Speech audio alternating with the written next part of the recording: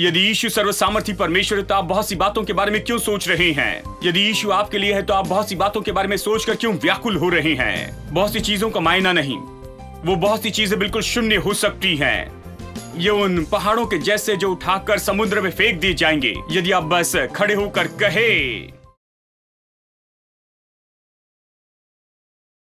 बहुत से लोग कहते हैं मैंने प्रार्थना की भाई, लेकिन प्रभु की जो इच्छा हो वैसे ही करे। तो मैं पूछता हूं क्या प्रार्थना की है? खैर, मैंने प्रार्थना कर ली ब्रदर, और प्रभु जो चाहे वो कर ले। अभी ये किस तरह की प्रार्थना है?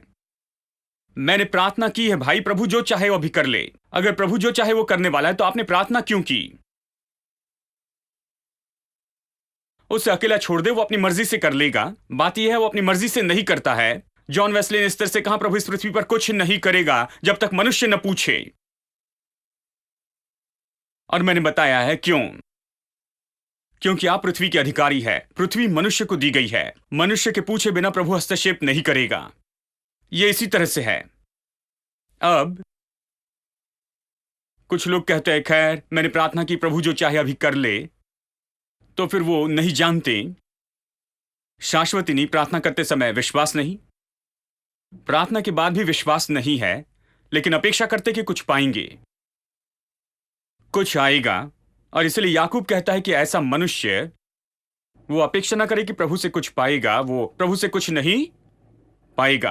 कितने लोग जानते हैं आप प्रभु की इच्छा को जान सकते हैं प्रार्थना शुरू करने के पहले ही? बाइबल कहती है, चलिए यहां पर कुछ वचनों को पढ़ लेते हैं। हम इन बातों को मन में साफ कर लेना है। इफिसियों अध्याय 5 वचन 17। इस कारण निर्बुद्धि न बनो, पर ध्यान से समझो कि प्रभु की इच्छा क्या है। मतलब निर्बुद्धि न बने, प्रभु की इच्छा क्या है वो जान ले। मतलब हम प्रभु की इच्छा को समझ सकते हैं, ठीक है। कुलुसियों अध्याय 1 और वचन 9। इसलिए जिस दिन से ये सुना है, हम तुम्हारे लिए प्रार्थना और विनती करना नहीं छोड़ते कि तुम सारे आत्मिक ज्ञान और समझ सहित परमेश्वर की इच्छा की पहचान में परिपूर्ण हो जाओ। प्रेरित पौलुस क्या प्रार्थना कर रहा है कि वो उसकी इच्छा के ज्ञान से भर जाएं, उसकी इच्छा के ज्ञान से। आपको क्या लगता है बाइबल क्या है? बाइबल एक किताब है जो हम पर प्रभु की इच्छा प्रकट करती है।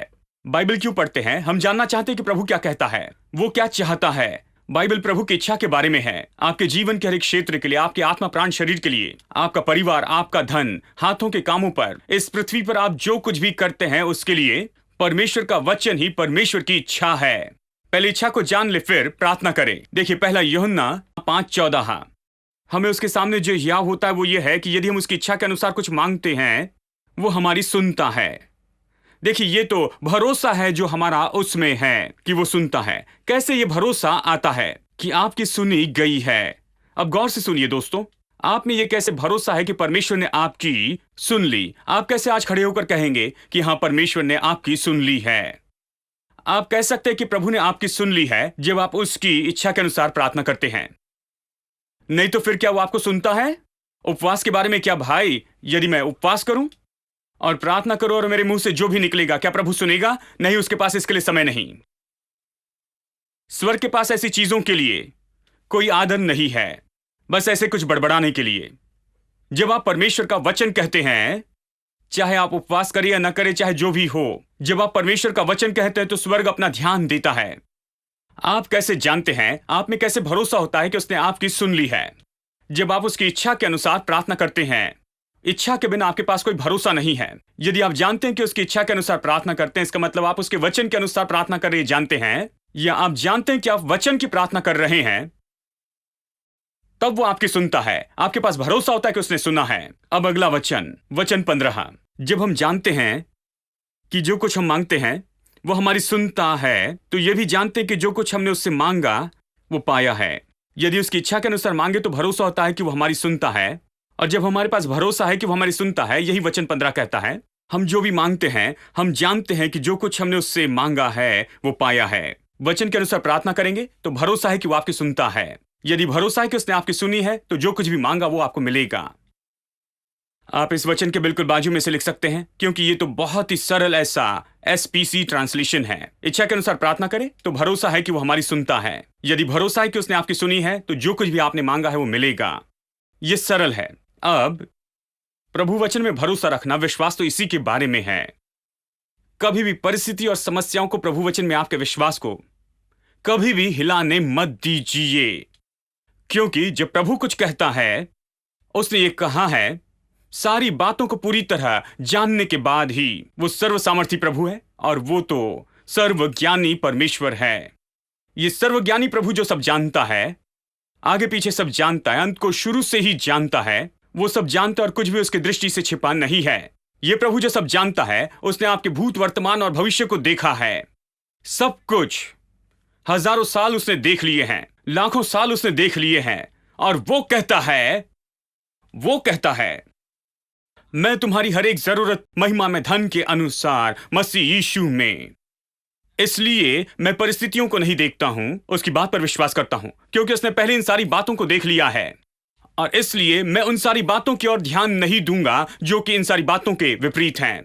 मेरी परिस्थिति शायद बुरी दिखे, आज शायद मेरी परिस्थिति बहुत बुरी हो, शायद मेरी परिस्थिति ऐसी होगी कि मेरे पास कोई पैसा नहीं है, कि मैं अपने सारे बिल्स नहीं चुका पा रहा हूं, ऐसी कोई बात होगी।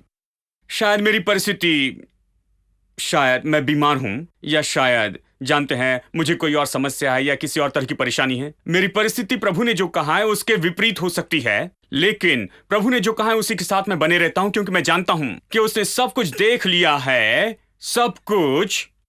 और उसने हर एक बातों को देखा, जो हर एक चीज संभवतः हो सकती है, हर एक जरूरत जो संभवतः आ सकती है यहां पर मेरे पूरे जीवन में, उन सारी बातों का लेखा उसने लिया है। और उसने मुझ पर घोषित किया कि तुम्हारी जरूरत पूरी होगी मेरे महिमा के धन के अनुसार मसीह यीशु में। तो मैं अपनी परिस्थितियों को नहीं देखता, मैं उसे बड़ी बात नहीं मानता हूं, मैं प्रभु वचन के साथ बना रहूंगा। देखिए, यहीं पर तो विश्वास आता है या संदेह। इसी तरह से विश्वास या संदेह काम करते हैं। संदेह कहता है परिस्थितियों की ओर गौर करना। आपके सारे रिश्तेदार आकर कहेंगे तुम्हें इस बात की ओर भी गौर करना चाहिए तुम्हें उसकी ओर भी गौर करना चाहिए, तुम्हें उस समस्या की ओर भी गौर करना चाहिए, और इन सारी बातों की ओर तुम्हें देखना चाहिए। लेकिन परमेश्वर ने सब कुछ पहले देख लिया है। उदाहरण के लिए, हमारी चंगाई के लिए 800 साल पहले यीशु के इस कलवरी के क्रूस पर आकर मरने के पहले ही यशायाह भविष्यवक्ता ने घोषित किया पवित्र आत्मा की प्रेरणा के द्वारा, प्रभु के प्रकाशन से, कि कलवरी के ऊपर क्या हुआ। उसने कहा, उसने खुद हमारी सारी कमजोरी को उठा लिया और हमारे सारे दर्द को सह लिया। उसने खुद उसे उठा लिया। अब तक तो यीशु मरा भी नहीं था, 800 साल के बाद में ये सब कुछ होने वाला था। वो प्रकाशन से ये कह रहा था, प्रभु उससे कह रहा था, परमेश्वर जो सब कुछ देखता है, शुरू से अंत तक देखता है, उसने पूरा देखा, और उसने मनुष्य जाति की सारी बीमारियों को वहां पर यीशु के ऊपर में डाल दिया। भूतकाल में, अनंत काल में पहले ही परमेश्वर ने इस बात का निर्णय ले लिया। वो जानता था कि वो इसे यीशु पर लाद देगा, और इसलिए उसने घोषणा की कि उसी ने हमारे सारे रोगों को सह लिया और हमारे दुखों को उठा लिया, और उसके कोड़े खाने से हम चंगे हो गए हैं। और इसलिए भजनकार घोषित करता है कि वो मेरे सारे अधर्मों को क्षमा करता है और मेरे सारे रोगों को चंगा करता है। तो अब मुझे क्या करना है? अब मैं उसे देखता हूं, लेकिन शायद मैं शरीर में बीमार महसूस करूं, तो मुझे क्या करना चाहिए? मैं कहूंगा ठीक है, कौन सा सच है? मैं बीमार हूं, ये सच है? या ये कि उसने मेरे रोगों को सह लिया और मेरे दुखों को उठा लिया, ये सच है? ये कि मैं बीमार हूं, महसूस कर रहा हूं, ये एक तथ्य है। सत्य तो तथ्य से अलग होता है। किस तरह से? तथ्य बदलते हैं, सत्य कभी नहीं बदलता। शायद आज आप बीमार हो और कल चंगे हो जाएंगे। सत्य तो यह है कि आप चंगे हो गए यीशु मसीह के कोड़े खाने से, और सारे अनंत काल में यह कभी नहीं बदलेगा। कि आप सत्य में बने रहेंगे या फिर सत्य और तथ्य के बीच में वहां भागते रहेंगे। देखिए, दुचित्ता मनुष्य तो अपने सभी मार्गों में चंचल है, वो संदेह करने वाला है। जो बुद्धि मांगे वो विश्वास से बुद्धि मांगे, संदेह से नहीं। जब विश्वास से मांगे तो विश्वास करे कि आपको मिल गया। डगमगाते न रहें, हिचकिचाते न रहें, आप लड़खड़ाते न रहें प्रभु की प्रतिज्ञाओं पर, वहीं पर डटे रहें, क्योंकि परमेश्वर ने सब कुछ पहले ही देखा है। उसने सब देखा है। जब उसने कहा कि जवान सिंह को कमी और घटी हो सकती है, लेकिन जो यहोवा पर भरोसा रखता है उन्हें किसी भली चीज की कमी नहीं होगी। आपको लगता है उसने ऐसे कह दिया? अनजाने में, निर्बुद्धि होने में, बहुत कुछ नहीं जानता था। वो आपकी परेशानी और समस्याओं को नहीं जानता था, लेकिन वो कहता है कुछ भी हो, मैंने ये घोषित किया है, तुम्हारी जरूरतें पूरी होगी। सिंह कमी घटी और भूखा रहेगा, लेकिन तुम कमी घटी में नहीं रहोगे। मैं प्रभु के साथ में रहूंगा। पतरस सबसे अच्छा उदाहरण है संदेह और विश्वास करने के बारे में। यीशु बिल्कुल उनके पास में आता उस समय जब जब वो समय जब वो डर गए थे, आंधी और लहरों के कारण डर गए। उस झील के बीच में यीशु पानी पर चलते हुए आता है। हाँ, यीशु मनुष्य के जैसे आता कि दिखाए उसे क्या होना है। सारी सृष्टि मनुष्य के नीचे है। वो कहता, सुनो, तुम डर गए हो, मैं इसे अपने पैरों के नीचे रखता हूं। तुम इसे सर में रखते हो और चिंता करते हो, लेकिन मैं अपने पैरों के नीचे इसे रखता हूं। पतरस ने कहा, प्रभु अगर ये तू है तो मुझे आने के लिए कहना। और यीशु उसकी ओर देखकर कहता है, आओ। और देखिए, वहां पर पतरस नाव से बाहर निकलता और चलने लगता है। क्या वो चला? जरूर चला, है ना? वो चला। जब तक वो यीशु को देख रहा था तो वो पानी पर चलते रहा, लेकिन बाद में आंधी और लहरों को वो देखने लगा। यहां पर वो संदेह करने लगा। वो आंधी और लहरों को देखता है, फिर यीशु को देखता है, यीशु को देखता है, फिर आंधी और लहरों को देखता है, लहरों को देखता है। जब वो लहरों को और आंधी को देखता है, नीचे जाता है। यीशु को देखता है तो वो चल सकता है। इसलिए कहता है, पानी में डूबना शुरू हुआ, क्योंकि जितना ज्यादा अविश्वास किया उसने, जितना ज्यादा संदेह किया और जितना ज्यादा वो परिस्थितियों को देख रहा था और उनकी ओर गौर कर रहा था, इसके बजाय कि उन शब्दों को देखे जिसने कहा था कि आ, उतना वो डूब रहा था। यही तो बात है। अब मेरे साथ निकाले लूका अध्याय 10 वचन 38 से पढ़ते हैं। दिलचस्प कहानी है। जब वे जा रहे थे तो वो एक गांव में गया। तब वो एक गांव में गया और मार्था नामक एक स्त्री ने उसे अपने घर में उतारा। मरियम नामक उसकी एक बहन थी। वो प्रभु के चरणों पर बैठकर उसका वचन सुनती थी। यानी दो अलग लोग हैं, मार्था और मरियम। दोनों बिल्कुल उल्टी थी। मरियम, ये दोनों बहनें थीं, एक ही मां से पैदा हुई थी, लेकिन अलग थी। अब इसे देखिए, वो बैठी, यानी मरियम यीशु के चरणों के पास में बैठी और उसका वचन सुनती थी। सब लोग उसका वचन सुनती थी। ये वचन की स्त्री थी। वो वहां पर बैठी थी और यीशु जो कुछ भी कह रहा था उसे लेते चली जा रही थी, स्वीकार कर रही थी। वो दिलचस्पी ले रही थी और जो कुछ भी यीशु कह रहा था उसके अंदर जुड़ गई थी। वचन 40, पर मार्था सेवा करते करते घबरा गई। सेवा करते करते घबरा गई और उसके पास आकर और कहने लगी, क्या प्रभु तुझे ये भी सोच नहीं कि मेरी बहन ने मुझे सेवा के लिए अकेले ही छोड़ दिया? सो उससे कह कि मेरी सहायता करे। यीशु ने कहा कि तू दूसरी बहुत सी बातों को देखती है। तूने उन्हें लिया और अपने मन में मानो उसका ढेर लगा दिया, उस सारी चिंताओं का, बाकी बहुत सी बातों के बारे में। और तू अपने दिल में व्याकुल है, क्योंकि इन सारी बातों के कारण जो उसके मन में आ रहे थे उसके दिल में व्याकुल कर रहे थे। और देखो, अब तो वो तो उन चीजों के प्रभाव में ही थी। अब वो अपने दिल में व्याकुल हो गई थी। हाँ, अब वो यीशु के पास में आती है। वो तो चिंता में माहिर थी, बहुत सी बातों की चिंता कर रही थी। और वो अपनी बहन को देखती है, बैठी है यीशु के चरणों के पास और शिक्षा सुन रही है वचन से। तो फिर वो वहां पर जाती है बहन के पास में और उस पर चिल्लाना चाहती है कि उससे कहे, हे तू छोटी बेवकूफ, वहां बैठी हो और सारा संदेश खुद सुन रही हो। तुम तो कामचोर हो। तुम खड़ी हो जाओ, आकर मेरी मदद करो। और मैं यहां पर बहुत सी बातों की चिंता कर रही हूं, और क्या तुझे किसी की परवाह नहीं है? चिंता के लोग ऐसे होते हैं, जानते हैं? चिंता वाले सब लोग कंपनी चाहते हैं। आप उन्हें अपने घर में ही पाएंगे, ज्यादा दूर जाने की जरूरत नहीं। शायद आपके बेडरूम में ही आपको वो मिल जाए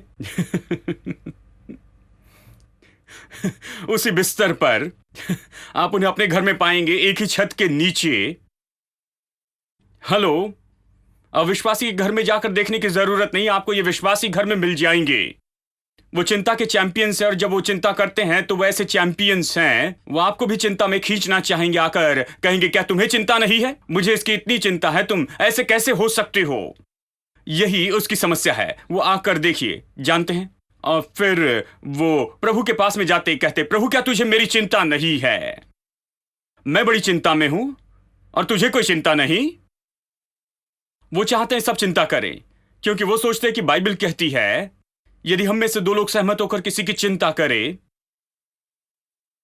यदि दो लोग मिलकर चिंता करें वो जिसके बारे में भी चिंता करे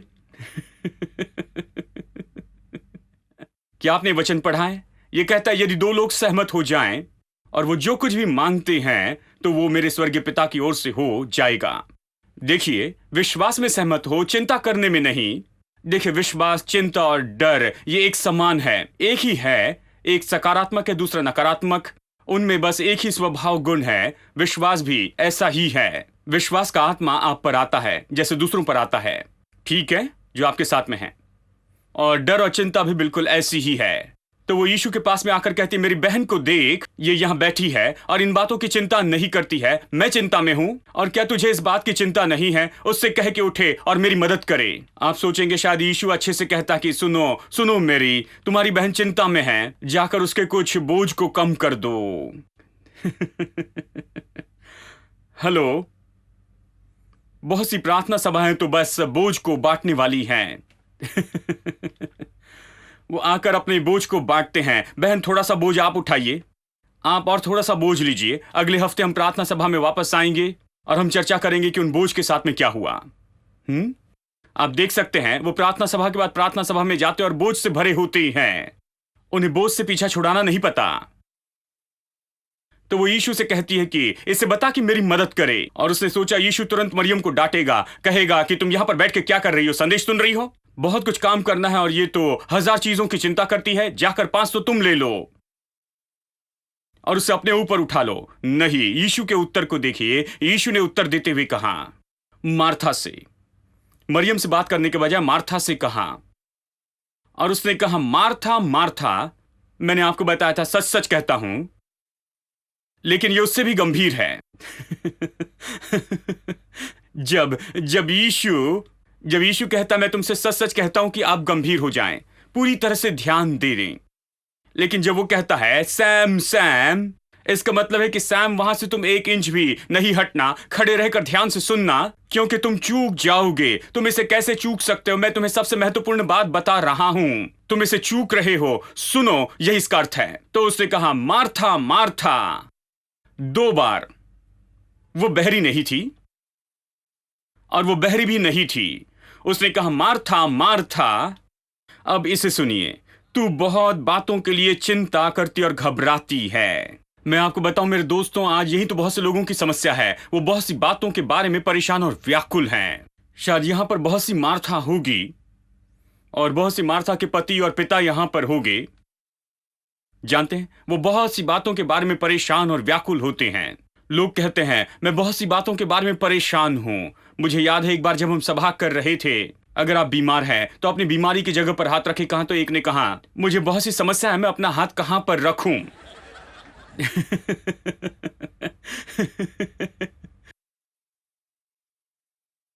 मतलब ये, हम तो सच में इस पर हंस पड़े, लेकिन सच बताऊं, लोग बहुत से दुखों में पड़े हैं। वो बहुत सी बातों से परेशान हैं, जानते हैं। और मैं ये कह रहा हूं सच में पूरी करुणा और सच्चाई के साथ में, वो परेशान है बहुत सी तरफ से। वो नहीं जानते क्या कहे। उन्होंने कभी ऐसे प्रचार नहीं सुना, वो कभी ऐसी सभा में नहीं गए जहां पर किसी ने बाइबल पढ़ी और समझा कर बताया, इस तरह से विवरण दिया। उनके पास में इसे जानने के लिए कोई मौका ही नहीं है और वो वहां पर बैठे और व्याकुल परेशान है बहुत सी बातों के बारे में, बहुत सी बातें। यदि आप सावधान न रहें, सारी बड़ी परेशानियां आपके दिल पर, आपके मन पर आ सकती हैं और आपको दबाकर पूरी तरह निराश कर सकती हैं। और यीशु ने कहा कि मार्था मार्था, सुनो, वो कहता है, तुम बहुत सी बातों के बारे में चिंता करती हो। जानते इसका मतलब यह है, मार्था मार्था, तुम अपनी जिंदगी के लिए जिम्मेदार हो। तुम्हें इन सारी चिंता और परेशानी को अपने अंदर में आने ही नहीं देना चाहिए। तुम्हें इन्हें आने नहीं देना चाहिए। इसके लिए कोई बहाना नहीं चलेगा, तुम्हें इसे आने नहीं देना है। देखिए, यीशु मसीह जो परमेश्वर का पुत्र है, शारीरिक रूप में वहां पर आया, उनके घर में आया और वो उनके घर में बैठा था। उसी ने तो आकाश और पृथ्वी को बनाया है, उसके लिए कुछ भी असंभव नहीं है। लेकिन वहां पर उसी घर में एक स्त्री थी जहां पर यीशु बैठकर शिक्षा दे रहा था, लेकिन वो सुन नहीं रही थी, केवल वो चिंता ही कर रही थी। और मैं आपसे कहूं, यहां पर लोग हैं जिनके दिल में यीशु है। ये तो बिल्कुल वैसे ही जैसे यीशु उनके घर में था।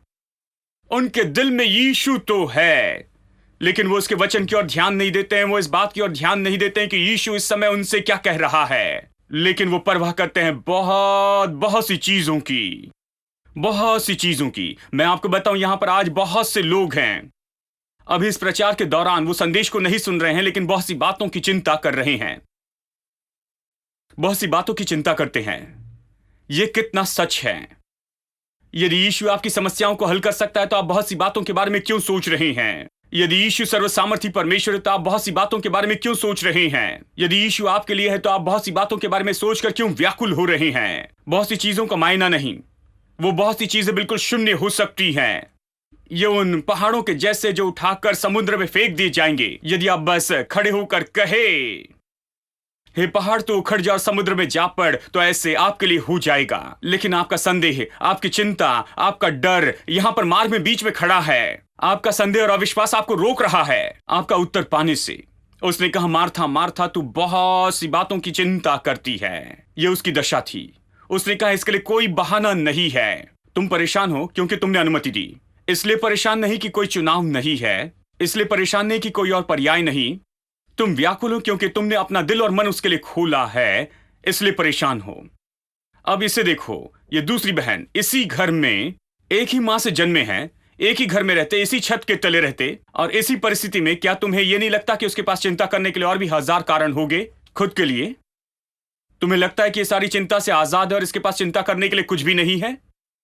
नहीं, यदि ये चाहे तो बैठकर सारी बातों की चिंता करेगी, लेकिन इसने चुना है। आप इसे अगले वचन में देखेंगे। मार्था मार्था, तू बहुत सी बातों के बारे में चिंता करती है, लेकिन एक चीज की जरूरत है, बस एक ही चीज।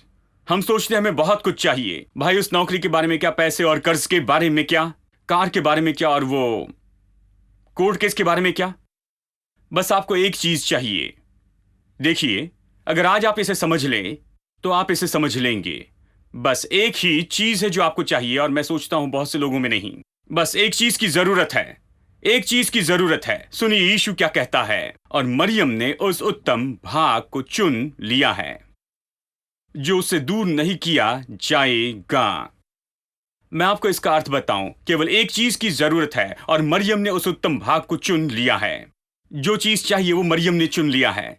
तो मरियम ने क्या किया? मरियम के पास चुनाव था, पर्याय था। उसने चुना कि वो चिंता नहीं करेगी।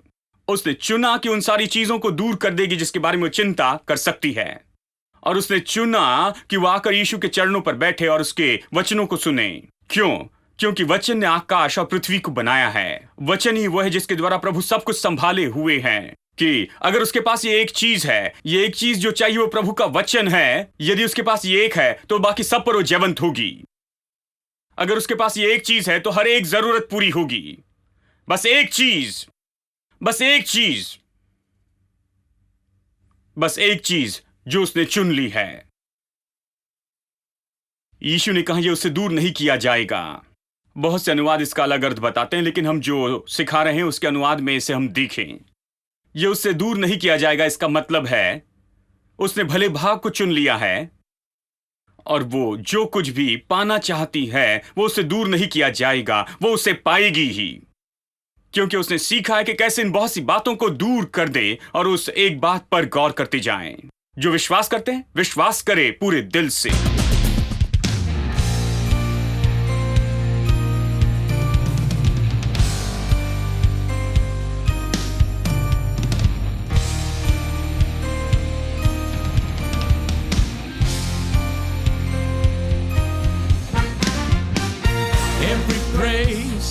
To our God, every word of worship with one accord. Every praise is to our God. Sing hallelujah to our God. Glory, hallelujah is to our God. Every praise is to our God. Everybody. Every praise is to our God. Every word of worship with one accord. Every praise is to our God. Sing hallelujah to our God. Glory, hallelujah is to our God. Every praise is to our God. Every praise is to our God. Every word of worship with one accord. Every praise is to our God. Sing hallelujah to our God. Glory, hallelujah, is due our God. Every praise is to our God. Every praise is to our God. Every word of worship with one accord. Every praise is to our God. Sing hallelujah to our God. Glory, hallelujah, is due our God. Every praise is to our God. God my Savior, God my healer, God my deliverer. Yes, He is. Yes, He is. God my Savior, God my healer, God my deliverer. Yes, He is. Yes, He is. God my Savior, God my healer, God my deliverer. Yes, He is. Yes, He is. God my Savior, God my healer, God my deliverer. Yes, He is. Yes, He is. Yes, He is. Yes, He is. Every praise is to our God. Every word of worship with one accord. Every praise is to our God. Sing hallelujah to our God. Glory, hallelujah, is due our God. Every praise is to our God. Every praise is to our God. Every word of worship with one accord. Every praise is to our